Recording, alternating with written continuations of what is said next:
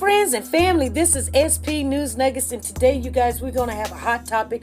We're going to be talking about how you guys are feeling about what's going on. We've got some celebrities. They're telling about how they're handling this situation with the George Floyd situation, and then the woman that was in the park and how she was threatening everything. You guys, we're going to listen to what's said. We're going to talk about it at 5 p.m. Central Time. Be focused. Do not get distracted, you guys. We're going to talk about the news, and we're going to talk about what's going on. I've got some things to share with you about what's going on in Alabama. I mean Birmingham, you guys. Something's going on down there in those neck of woods, and we're going to talk about it. So here we go. Hey family, this is SP News Nuggets. Get your studs out. Summer is just right around the corner, and you're going to need those accessories to complement everything you wear. This is 2020, so this is the year to dress and impress. Get your Versace, get your Gucci, all your accessories from Nora's Closet. Authentic designer handbags, everything is authentic and 100% real. Go over there to Nora's Closet. All the name brands you can find. Tell her SP sent you. Are you a Warriors for Children? And she'll work with you.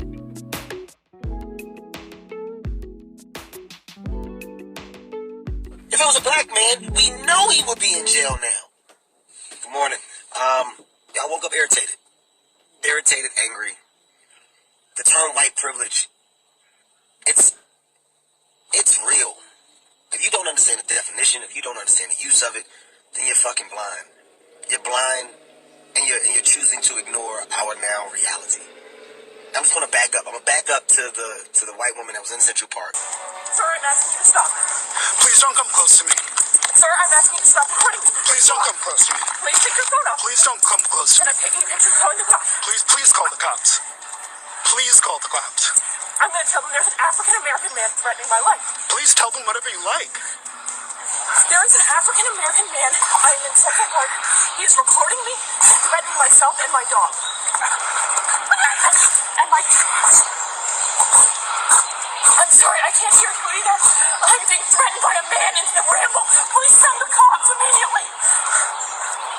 Police did not make any arrests. Amy Cooper later apologized. Had the dog, called the cops on the black man, and her threat was, I'm going to tell them that there's a angry African-American man threatening me. And that was her threat. Her threat was to just say that there's an African-American man, because there's consequences that come with being an African-American man, which is just being an African-American man. That was her threat. That was her threat, and that's what she was using. In today's time, that's what's known. It's known that I can bring harm your way by just telling someone that you're black. That woman was so comfortable in her privilege that even being recorded, she felt like nothing would happen to her. That's a fucking problem. It's been a problem, but the problem is on full display right now. It's on full display. And then George Floyd's death is another pure display of hatred, racism, at the highest level. And after it's over, the thing that can almost at least correct is immediate reaction of consequences. And instead we wait. We wait. As a system, you're flawed. You're not only flawed, you're wrong on every level. And the only way to make anything better is to fucking fix a broken system. There needs to be immediate consequences. That man needs to be thrown in jail for life. Not in weeks, now. If it was a black man, we know he would be in jail now. How dare you? People are dying. And by we, I'm talking about everybody. We as people know he would be in jail. There needs to be consequences brought to the other officers that were on hand, because you got a duty to do. Your job is to save lives, not take them. That's your job. When you get called to a scene, the last thing you want to do is take a life. You're trained to try and save lives. That's what your job is. So when you're taking them and you're amongst a group of people that witness it, then you're all guilty. Point blank, you're all guilty. And the only people that seem to be falling victim to these type of consequences are people of color. People of color are the ones that are falling victim to our quote-unquote accidents. I'm going to tell them there's an African-American man threatening my life. NYPD officers responded to Amy Cooper's call and took no action. The department has said charges will not be filed. It's not accidents, man. It's not accidents. It's fucking senseless. Fix the system. As a fucking city, state, fix your flawed fucking systems. Cops need to be held accountable. Jail, life. You take a life, give your life. Life. If you were on hand and you didn't stop that senseless murder from happening, you get time too. That's what a law should say. So every cop now has a severe consequence to their actions. Hold people fucking accountable. Be accountable. As a city and state, you're accountable. He should be in fucking jail now. The fact that he's at his home, some home, whatever home, is ridiculous. How? So don't sit up here and look and judge now. We got a culture of people that are expressing themselves in anger and rage. At some point, you get fed up. At some point, enough is enough. Show that you give a shit and fucking take action. Miss Cooper threatened to call law enforcement on Mr. Cooper. She claimed that he was threatening her. From what we can see, Mr. Cooper did not make any kind of threatening actions or even move towards Miss Cooper. Two borough presidents say this case is clear-cut. To contribute to making Mr. Cooper feel unsafe in a park where she was wrong. Send detectives to the victim's house, look at the tape or pull it offline, and then the next stop is send those detectives to Amy's house and put her in handcuffs.